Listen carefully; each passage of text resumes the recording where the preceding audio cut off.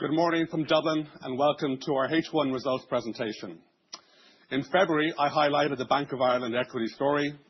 Notwithstanding the global backdrop, including ongoing trade discussions, we retain our positive outlook to 2027. This is supported by the attractive markets in which we operate, notably our home market. Ireland's resilient and growing economy underpins balance sheet growth, and we remain highly focused on efficiency. All of this underlines our confidence in maintaining strong returns with expected ROTE in excess of 17% by 2027, supporting business model investment and sustainable shareholder returns. We have a highly capital generative business model.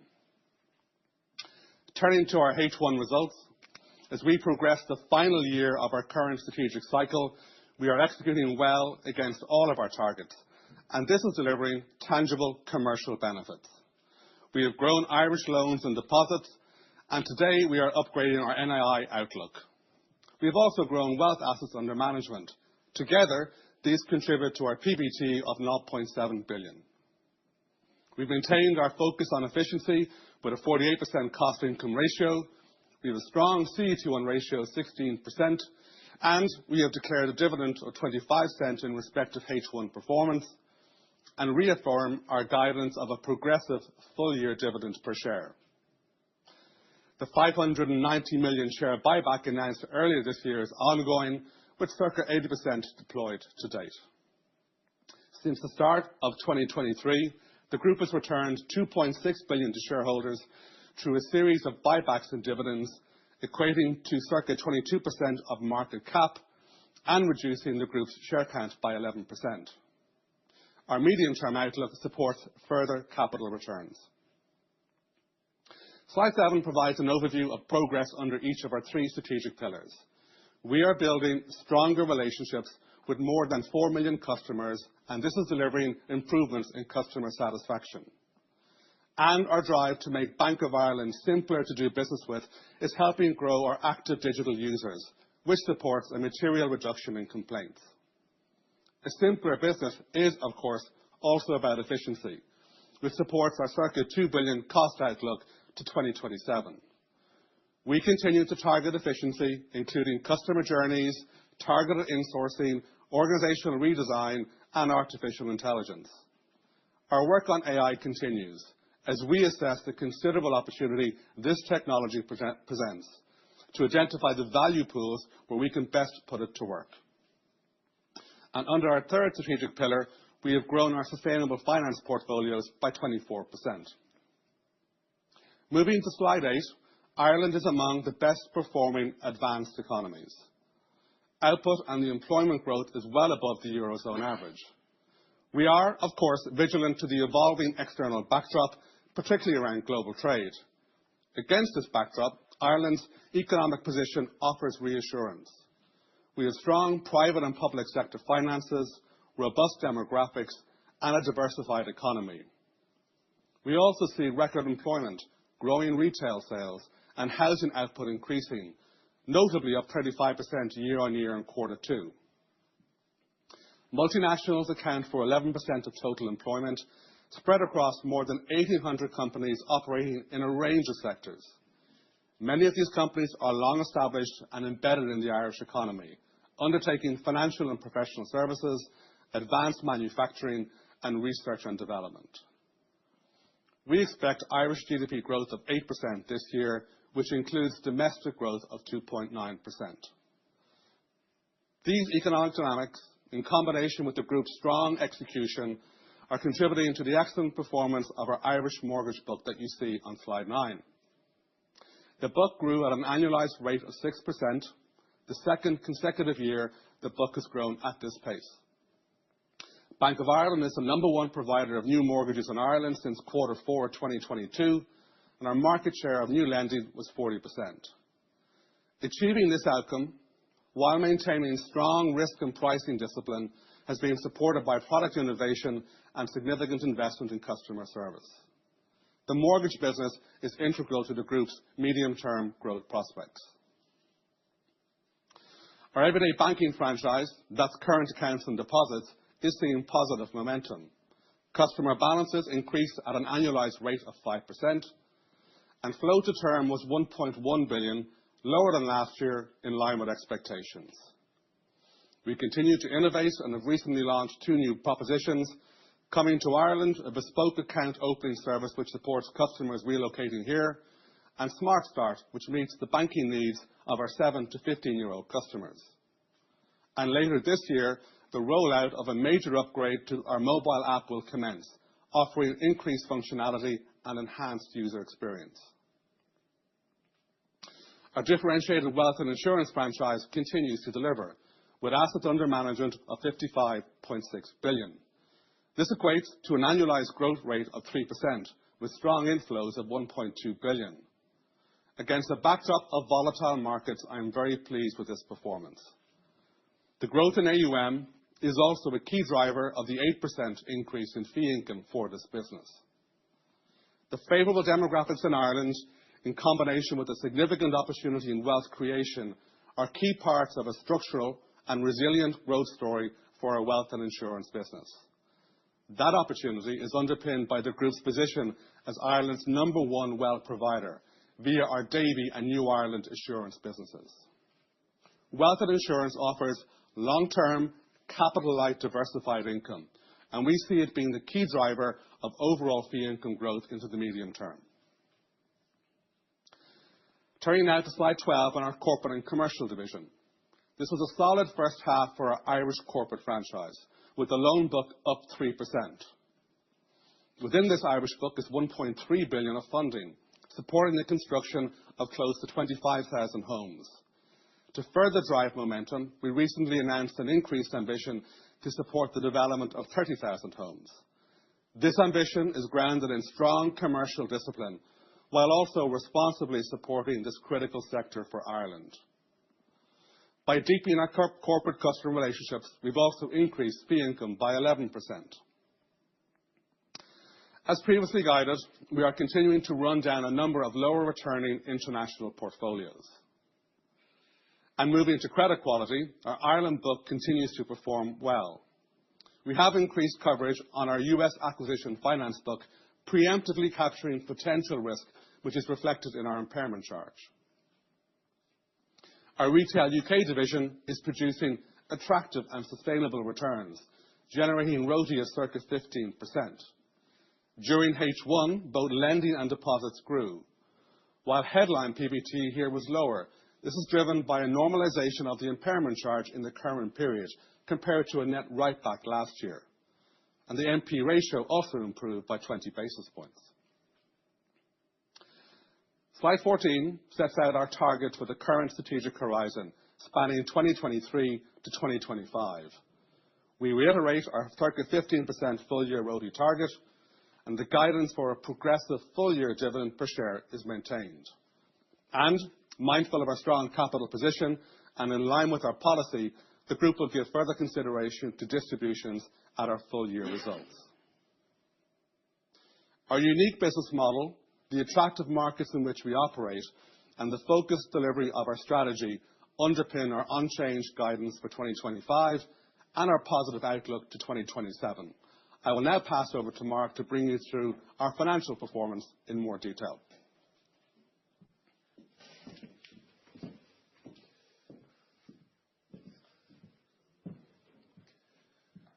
Thanks, Myles, and good morning, everyone.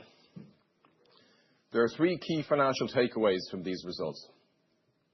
Firstly, we've delivered a good performance in H1, with strong Irish loan and deposit growth, while maintaining cost discipline. Secondly, we are reaffirming our key guidance for 2025, a ROTE of circa 15% and capital generation of 250 to 270 basis points. And finally, our H1 performance puts us well on track to deliver on our outlook 2027 and deliver a ROTE of greater than 17% in that year. The income statement on slide 19 demonstrates resilient income and an ongoing focus on efficiency. We've also declared an interim dividend of 25 cents per share, a payout ratio of 40% in line with last year. Moving to slide 20. Our NII performance in H1 was better than we originally expected. supported by strong business momentum, especially in Ireland. We've also meaningfully increased the size of our bond portfolio to capture higher income, with further growth expected in H2. We are upgrading our full-year NII guidance from greater than 3.25 billion to around 3.3 billion. The key positive factors driving our NII performance this year, Irish loan and deposit growth, the structural hedge, and a larger bond portfolio, will continue to support our NII growth into 2026 and 2027. We now see 2027 NII being higher than 3.5 billion, reflecting the momentum we are seeing and the actions we are taking. We had strong lending growth in Ireland in H1, where we delivered an excellent performance in mortgages. The contraction you see in our international corporate portfolios primarily reflects the planned rundown in our GB corporate book. Looking ahead, we continue to see growth in net lending of around 2% for the full year, with Ireland growing by around 5%. Our differentiated wealth and insurance business turned in another strong performance in H1. Against the backdrop of volatile markets, net inflows were resilient at 1.2 billion euros, which equates to around 4% annualized of opening AUM. This helped AUM to close the half at a record 55.6 billion euros. Looking ahead, we expect to see AUM growth of around 5% for the year, supported by inflows and market growth.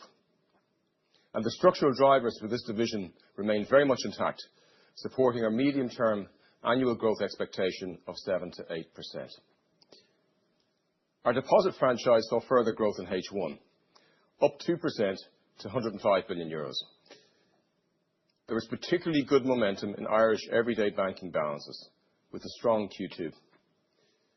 Flow to term moderated to 1.1 billion in H1 from 1.9 billion in H2 of last year, in line with our expectations, and we see this moderation continuing.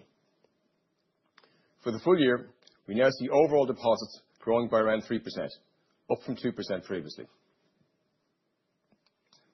Slide 24 provides an update on our structural hedge. Average volumes are modestly higher in H1, and we see this trend continuing in H2. The hedge yield continues to grow, but still remains well below current market rates. This upside is a key driver of our positive NII outlook over the next number of years. Turning now to business income. H1 saw growth of 4%, in line with our expectations. This was driven by a strong performance in our wealth business. Associates income was lower, with this down to the non-recurrence of gains in the prior year period.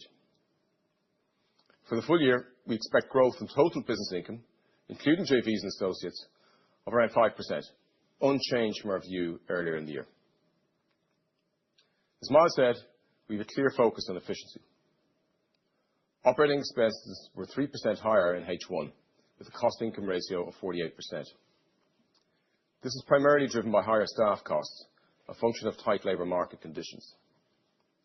Our operating expense guidance for the year is unchanged at 3%, and we reiterate our outlook for costs to be around 2 billion euros out to 2027. Levies and regulatory charges are substantially booked in H1, and we expect them to be around 130 million euros for the full year. Non-core items were 83 million euros in H1. The majority of this is down to investment in restructuring, including redundancy costs, as we evolve our business model in line with our strategy. We expect a broadly similar quantum of non-core items in H2. This is an acceleration of spend relative to our guidance in February, with total expected restructuring costs over the 3 years to 2027 materially unchanged. This investment is directly linked to our outlook for operating expenses of around 2 billion euros in 2026 and 2027. On UK Motor Finance, there is no change to our provision in H1. We expect further clarity in this in the second half. Asset quality remained robust in H1, despite the uncertain global economic backdrop. Our NPE ratio was 2.6%, up 40 basis points year to date, but close to multi-year lows. And our overall provision coverage is higher at 1.4% in June. We expect the NPE ratio to reduce modestly in H2, reflecting management actions. we've taken a €137 million impairment charge for H1, equivalent to 33 basis points annualized. This compares to our guidance of low to mid-20s back in February. The H1 charge comprises two elements. 23 basis points reflects net portfolio experience. The biggest driver of this was our UK acquisition finance book, with a charge in that book partly offset by credit insurance protection. The balance of 10 basis points relates to additional management adjustments to capture updated model assumptions and PMAs that reflect the changed environment since the start of the year. We now expect the full year charge to be around 30 basis points. If I stand back from the detail, the key takeaway is that our overall asset quality is in good shape, and our customers are navigating the changing environment very well. Turning now to slide 30 in capital. We finished the half with a CET1 ratio of 16%. The building blocks for this, the Basel IV benefit of 115 basis points, organic capital generation of 110 basis points, the dividend accrual, and investment in RWA growth. Our full year guidance is unchanged. We continue to expect 250 to 270 basis points of organic capital generation. The higher capital generation in H2 is mainly explained by timing issues around levies and movements on intangibles. Slide 31 recaps on all of our full year guidance, with ROTE of around 15% expected. Our closing slide here sets out the building blocks that produce our positive medium-term outlook, underpinning confidence in our ROTE building to an excess of 17% in 2027. Thank you for your interest in Bank of Ireland. Our Chief Sustainability and Investor Relations Officer, Eamon Hughes, will now take us through the Q&A.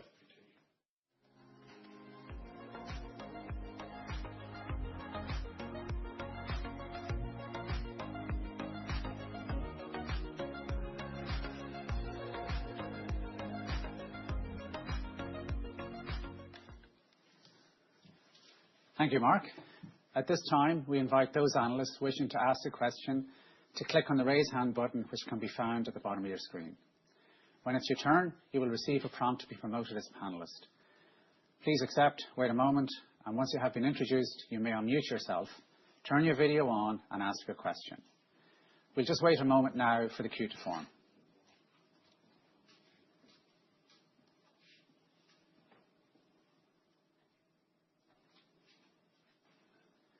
It looks like our first question will come from Diarmuid Sheridan in Davy. Diarmuid, you may now unmute your audio, turn your video on, and ask your question. Good morning. Thank you, Eamon. Good morning, Mark. Good morning, Myles. A couple of questions, if I may. Maybe just firstly on the impairment charge. Mark, how should we think about the SRTs and how they interact with, either changes in the credit quality in the acquisition finance portfolio or when you put provisions on? Just trying to understand how the dynamics there work and if there's any implications for risk-weighted assets or, is that protection kind of fully there, to the extent that the SRTs are there. Maybe just secondly then on net interest income and the guidance that you've provided and, the looking out to 2026 and 2027. To what extent should we expect those additional liquid assets that you've put on and the hedge to be kind of key drivers of what you're indicating this morning, in terms of that upside that you've talked to? And then finally, maybe Myles, when you talk to distributions and the target CET1 level, I guess firstly, is that likely to be something that is a kind of a multi-year to get down towards the, just above 14%? And secondly, is there anything stopping you from at a total level distribution greater than 100% of earnings in any given year? Thank you. Okay, good morning, Diarmuid. Let me take the broad capital distribution question. I'll ask Mark to take impairment and that NII profile. On capital distribution, Diarmuid, consistent with our approach since 2022, our objective clearly is a progressive full-year DPS and an assessment of surplus capital returns at year-end. And as I referenced in my narrative earlier, in terms of track record, the group has returned 2.6 billion in dividends in cash and buybacks. So hopefully a track record demonstrates that we understand shareholder distributions are integral to the Bank of Ireland equity story. Clearly, with a very strong capital position at the half year with a CET1 of 16%, that's going to grow out over the course of the second half of the year. And we will think about that in the context of a target capital ratio to be above 14%. Mark? Yeah, good morning, Dermot. So maybe to stand back on asset quality overall, I'd say, Dermot, we're in very, very good shape. Our NPE ratio is 2.6% at H1. That's close to multi-year lows. As I look across our portfolios overall, our customers are really weathering, I'd say, the evolving environment very well. On the CRT question, which I think relates to US acquisition finance in the first half, so I mentioned in the presentation, 97 million of our charge in H1 relates to portfolio experience. That reflects, I'd say, largely the US acquisition finance offset by the benefit of the CRT protection in place. Maybe to step back from that, so we've got CRT protection in place over about 70% of the US acquisition finance book. That's an integral part of our risk management framework, and it's designed to protect the group if there is adverse credit experience. And if we think about what's happening in H1, it's doing exactly what it should do. It's providing a partial offset against the loss experience in the book. I would emphasize that that does not represent actual losses have hit at this stage. So that's effectively a mark to market. And again, as we work through that, if the stage 3 ECL, which drives that, were to unwind, the recoverable asset would reduce in line with that. Maybe turning to NII, Dermot, I mean, I think there really, it's a real story of, I'd say, positive momentum in the context of NII, and that NII trajectory is obviously a key building block into our overall outlook of ROTE growing to greater than 17% by 2027. If we look at maybe the key building blocks there, really some good momentum there. That strong Irish loan deposit growth in H1, so 5% annualized growth there. The structural hedge is playing out as we expected, maybe even a little bit better than that in terms of the reinvestment yields. And also, we've increased our bond portfolio in H1 as well, from 9 billion to around 15 billion, and there's further to go in that. Those factors are supporting our upgraded NII outlook. So we've upgraded our outlook this year to around 3.3 billion from 3.25 billion previously. We expect NII to grow next year to greater than 3.3 billion. And in 2027 now, we now expect NII to be greater than 3.5 billion compared to 3.5 billion previously. If I look at where consensus is today, I don't think that consensus has probably fully captured that. Great, thank you. Thank you, Dermot. Our next question comes from Sanjina Dadawala in UBS. Sanjina, maybe unmute your mic and turn your video on. Thank you. Good morning. Thank you for taking my questions. Can I have two follow-ups from the previous discussion, and then I have a question on non-core. So maybe on the impairment charge, when we look at the CRT benefit within, is it possible to break out? Because 23 basis points driven by US acquisition finance still seems large if part of it is covered. And then on the guidance implied second half charge of 27 basis points, that's still higher than the low to mid 20s that we were expecting before. So what are you seeing in terms of expectations for the second half, which has that charge still higher than a mid 20s kind of thing? And then the second follow-up on distributions, should we expect the consideration to the greater than 14% target at the end of each year, especially given the current excess position, or could it be more phased? And then my question on non-core charges, it's about a 50% increase for this year.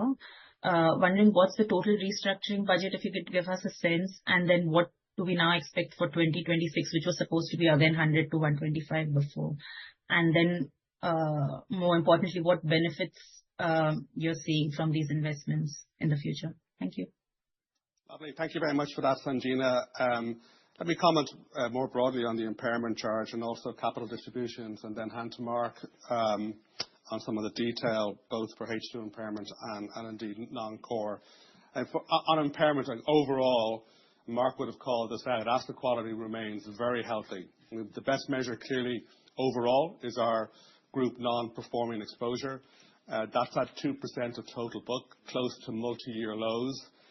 And when I look across the portfolios, across our group loan book, the customers are in good shape. Our impairment in the US is higher, and I regard that very much as a preemptive measure to capture potential risk. So this is getting ahead of, I guess, a potential problem, getting our arms around it. Mark talked about the realized losses versus what we've taken a half year. And the work we've done here is what you would expect us to do, particularly given the US dynamics throughout quarter two. And on capital distributions, again, Sanjina, our objective here is a progressive DPS. That's very important to us, and also the return of surplus capital. And we will consider that in the context of where that capital is at the end of the year relative to a target to be above 14%. It is as straightforward as that. Yeah, and Sanjina, looking at our guidance for the year, our outlook for the year is circa 30 basis points. If you go back to our H1 charge, two elements to it. So the net portfolio loss activity on the one hand, and also the further adjustments we've made, which are really an additional PMA and also increasing our weightings to the downside. That really reflects our judgment as of June as to the change in the environment. We will review that again at the end of the year. But if you look at our guidance for the year, we're effectively assuming no change in that, so that continues, and portfolio loss activity similar to the first half in H2. And if I maybe go out into 2026 and 2027, we'd see a normalised cost of risk somewhere in the mid-20s. On non-core, really the biggest driver of non-core, as I mentioned in the presentation, is relating to restructuring charges. And in terms of that, we see some acceleration, but I'd say the overall envelope materially unchanged. And those costs, they include voluntary redundancy costs and other restructuring costs, are directly linked to our outlook for having costs flat at around 2 billion euros in 2026 and 2027. Thank you. So is there more to come in 26 and 27? Yes, there'll be, that's similar to what I said in February. So it's sort of a 3-year sort of program, Sanjina. So we'd expect something similar next year and then materially lower in 2027. I guess, Sanjina, that plays in very much to our cost target of 2 billion by 2027. And Mark referenced redundancies. I've said before that I expect that we will be a smaller and leaner organisation by 27. Headcount will reduce over the course of the second half of this year, and that includes 260 voluntary redundancies expected before year end, and most likely more in 26 as well. Thanks, Sanjina. Thank you. Okay, our next question comes from Grace Dargan in Barclays. You may unmute your microphone, Grace. Good morning. Thank you for taking my questions. Maybe I could start with one on the deposit performance, which has been really strong. Maybe you could be a little bit more granular around the kind of retail, corporate, and the geographic split and the mix within the deposits as well, of how that's outperformed and what you're expecting in H2 and next year in particular. And then secondly, can I just ask a couple of clarifications? So on NII, you said maybe further to go on the bond portfolio. Do you have a sense of how much you're looking to grow that book? And then finally, can I just confirm, did you say you were looking for similar restructuring charges in 26 on 25, or did I just mishear that? Thank you. Good morning, Grace, and thank you for that. I mean, on the broad answer to your deposit question, firstly, very pleased that deposit book has grown at an annualized rate of 5%. Of course, at the same time as on our wealth business, we've seen our AUM at the highest level ever, including net inflows of 1.2 billion as well. So both parts of that product offering, the deposit offering plus the more sophisticated wealth offering, working well. Mark, over to you on some of the detail. Yeah, and Grace, if you look at the underlying or the individual businesses, it's really our Irish retail business, so everyday banking, those current accounts and deposits which have grown in the first half of the year, very strong Q2 there, and that's one of the reasons why we're increasing our guidance in terms of deposit growth for the full year to be around 3% now, given that Q2 performance. I'd say also just the float to term playing out very much as we expected. So it's reduced from 1.9 billion second half of last year to 1.1 billion in the first half of this year, and we expect further reduction and moderation in the second half of the year. We're seeing that on the ground. Should I go on to maybe the bond portfolio, Grace? So I'd say further to go there, maybe something similar. So up about 5-6 billion, and we're working actively on that. We see an economic opportunity there, and that's going to support that really positive NII outlook that we've given this morning. And on restructuring costs, correct, similar in the broadly similar ballpark next year, and then materially lower in 2027. Thank you. Thank you, Grace. Okay, our next question is from Borja Ramirez in Citibank. Do you want to unmute your phone, Borja? Hello. Good morning. Thank you very much for your time, for taking my questions. I have two questions. Firstly, I think on the cost side, I don't know why, but consensus does not seem to fully incorporate your cost savings. So I think there seems to be some upside to consensus estimates. That would be my first question. And then my second question would be on the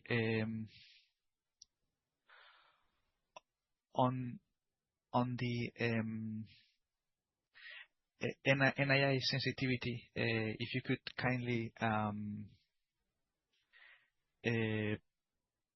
provide a bit more details on the developments compared to the second half, and also if you have any actions to decrease the sensitivity to rates. Thank you. Thank you, Borja, and good morning. I mean, on costs, the key message that's most important for me to communicate is that we remain on track with our cost target of 2 billion by 2027. We are in an inflationary environment, so the team are working hard across the organization to secure efficiencies. I think we can see that in our headline numbers overall. If we go back to last year, costs increased by 6%. This year, we're guiding 3%. So that work is coming through in terms of limiting the impact of inflation, deploying a range of interventions. Some examples, digitizing our customer journeys. We launched a new business loan platform linked to that. Really working hard with our third parties to secure greater value from them, working on our organizational design overall, but also insourcing cheaper and better, frankly, engineers for our technology change programs. And I referenced AI as well. That's an important component. And overall, I mean, essentially half the cost of Bank of Ireland is people costs. So we do know that, of course, while we continue to invest in our people, overall headcount will reduce between now and 27, with some of those departures occurring in the second half of this year.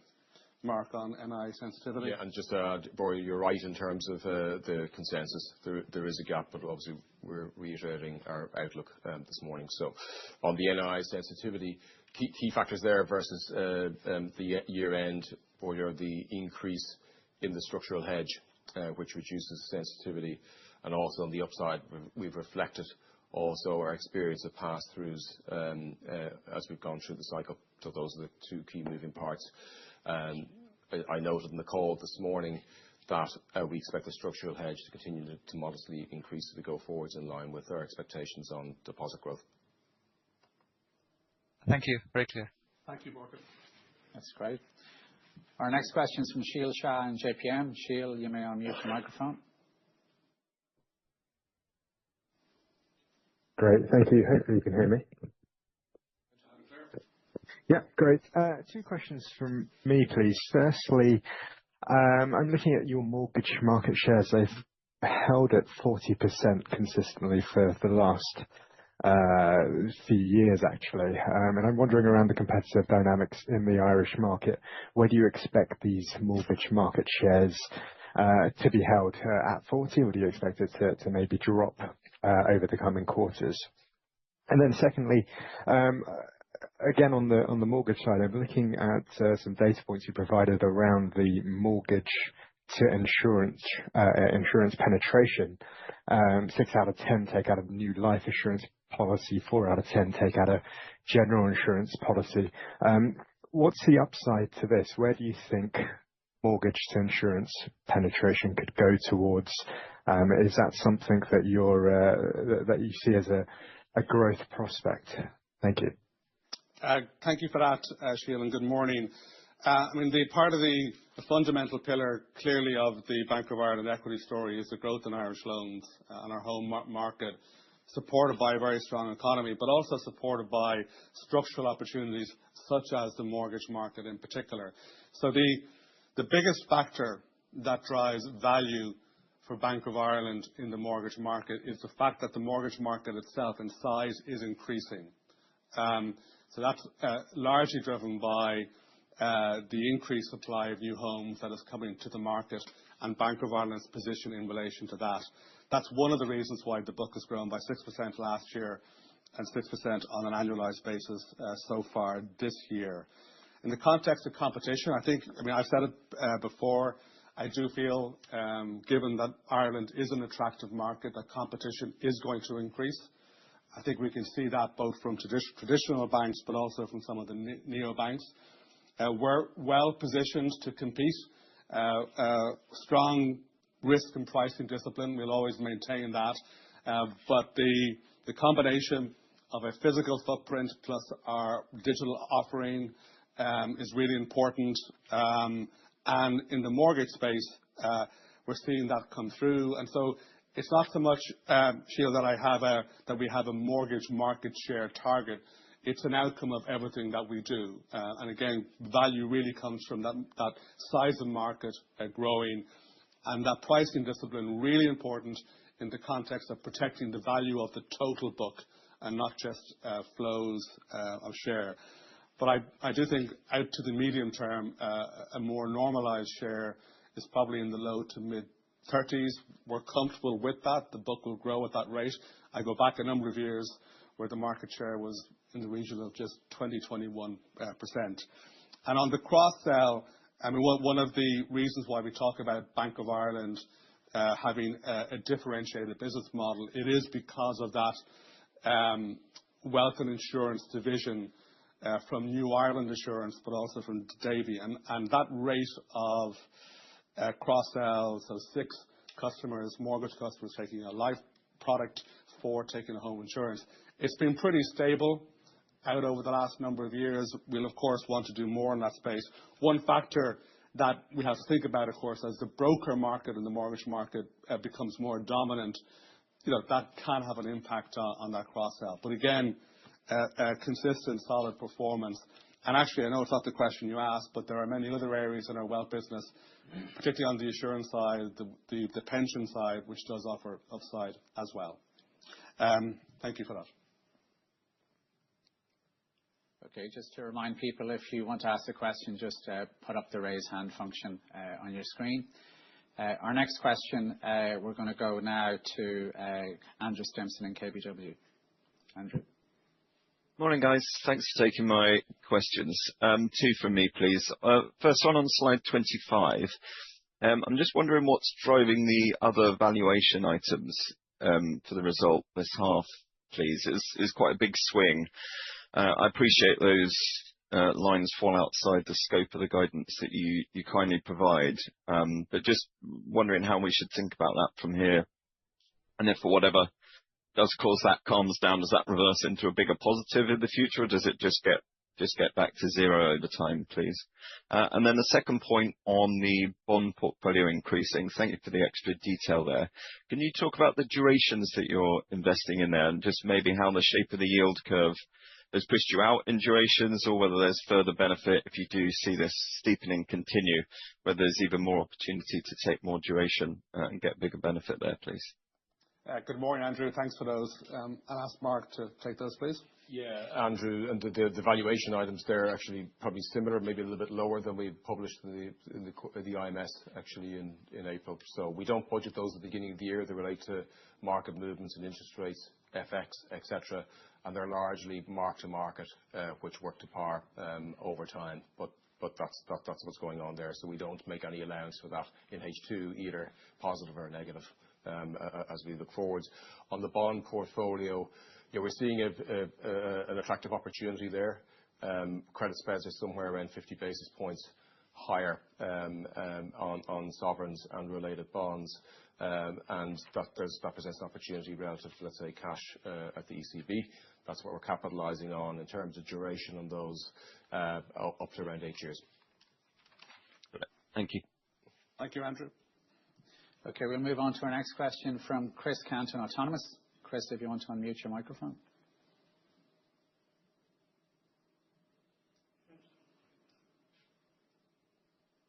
Good morning. Can you hear me? All good, Chris. I'm not sure the camera's working. Yeah, thanks for taking the questions. One on NII and one on leverage finance, please. So, in terms of the discussion around the bond portfolio, picking up a bit of a better spread on liquidity, you've nudged up your near-term balance sheet growth expectation. The hedge is growing. Nudged up your 25 NII guide. Could I invite you to comment on the guidance you gave for 27 NII? So I think it was circa 3.5 billion you had in earlier in the year. Just if you could speak to how you're seeing the path towards that, and should we expect a bit of upside to that, given that it feels like the sort of drivers are heading in the right direction. And then on leverage finance, could you just remind us how big the book is? And in terms of the CRT coverage, what's the sort of attachment point? So I guess put another way, this is one of the things that investors probably forget that you have, and we have a quarter like this where you take a bit of a mark on it and everyone gets quite upset. What's the sort of order of magnitude of maximum risk, I guess, is the question. So if that entire book blew up, when you say it's 70% covered, we kind of need to know the attachment points, right? So you taking kind of a 15% slice of coverage against 70% of the book. Like, what's the overall actual exposure covered through CRT if the whole thing went belly up? And I'm not suggesting that it would do that, but just keen to understand how much protection you're actually getting when you say you've got 60 to 70% covered in some fashion. Thank you. Okay, Chris, thank you for that. Let me offer some of the data points on the US acquisition finance book, and then Mark can translate that into a CRT profile, and also your question on 27 upside to NII guidance. The size of the book, the US acquisition finance book, is 1.5 billion, so that's less than 2% of group loans. So it's important, but I guess not material in the overall profile of the loan book. Given the macro backdrop, particularly since interest rates began to increase, we've been more cautious in recent years. So that book has declined from about 2.4 billion since 2022. I should say Bank of Ireland has been in the US acquisition finance business for about 25 years now. Business has got a very strong track record of overall asset quality and indeed profitability. It's navigated its way through very positive economic environments, but also significant periods of economic uncertainty, and generally has held up well. And I know I said it earlier, but it's important to highlight, and Mark has said it too, in the impairments we're taking here, regard these very much as a preemptive measure to capture potential risk. Mark? Yeah, and Chris, specifically then in terms of how it works, effectively there's a first loss. It's a risk sharing with the investors. The bank bears a first loss, and then there's a second loss of up to 16% on the book, on the covered element. So that's where the protection comes. And as I said earlier, what's happening there is that is doing exactly what it should do if we experience an adverse credit in the first half of the year. From an NII perspective, Chris, yeah, actually I mentioned the presentation. Actually, we have upgraded our outlook for 2027. So we now expect NII to be greater than 3.5 billion versus around 3.5 billion back in February, and that's really reflecting the momentum we're seeing in terms of deposits and lending in Ireland, the benefit from the bond portfolio, and also the structural hedge playing out, and maybe some of those reinvestment yields maybe a little bit higher than we had allowed for at the beginning of the year. Thank you, Chris. Okay, we'll now move on to our next question from Rob Noble in Deutsche Bank.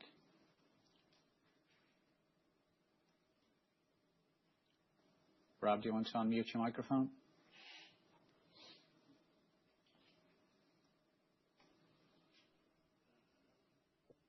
Hello, can you hear me?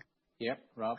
Hi, sorry about that. Just a few questions of clarification. I think you touched on each of these already, but say the bond portfolio's got 5 to 6 billion, that your LCR is at 198%.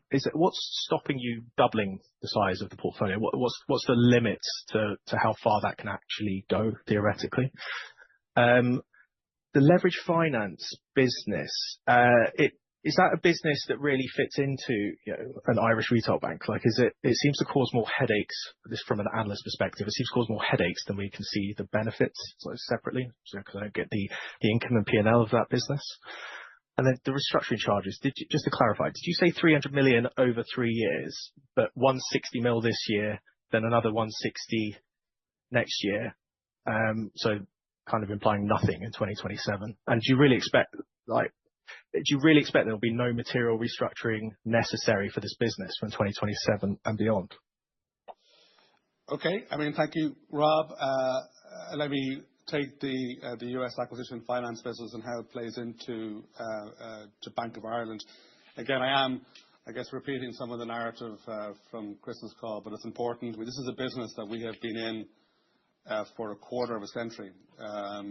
Has a strong track record of overall performance. So when I look at the P&L performance out over a through the cycle period, it has done very well, and again navigated through difficult periods as well.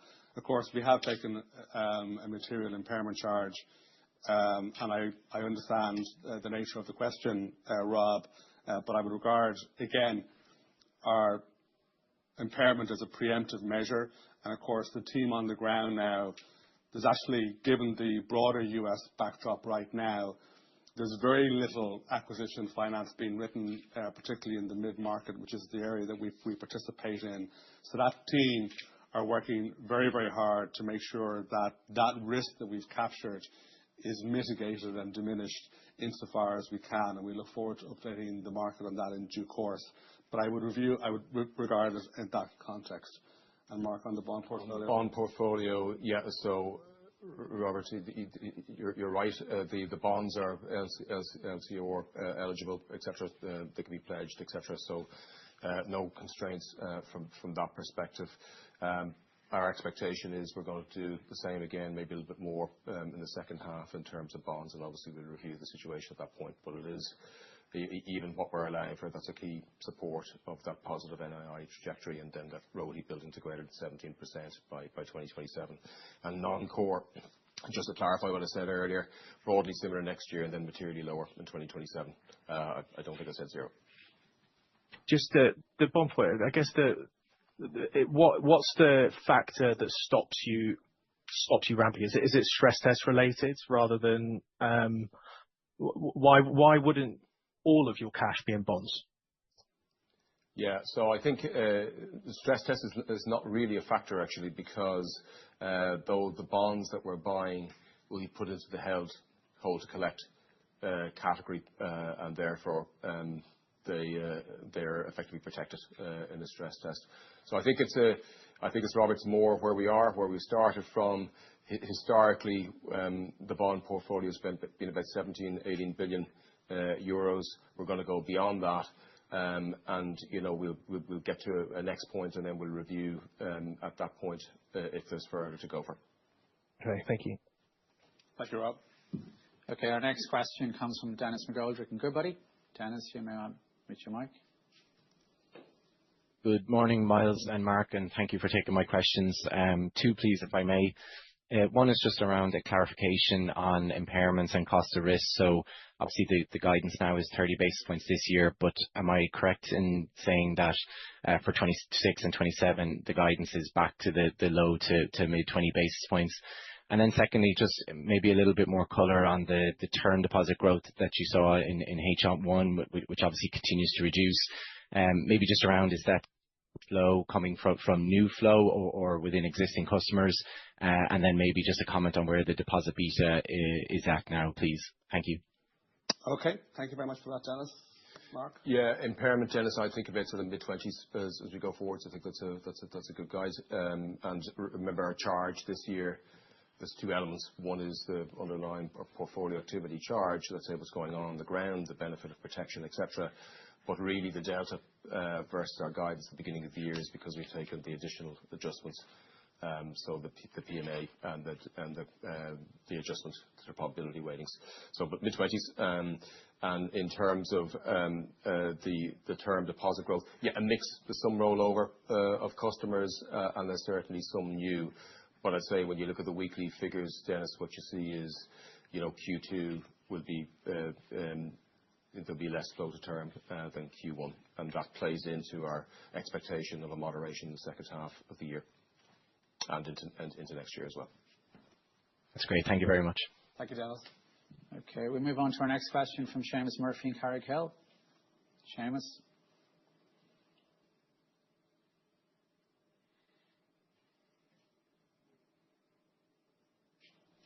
Hi, Evan. Hi, thank you. So it's just a question actually on capital. Obviously, you've given very strong capital guide.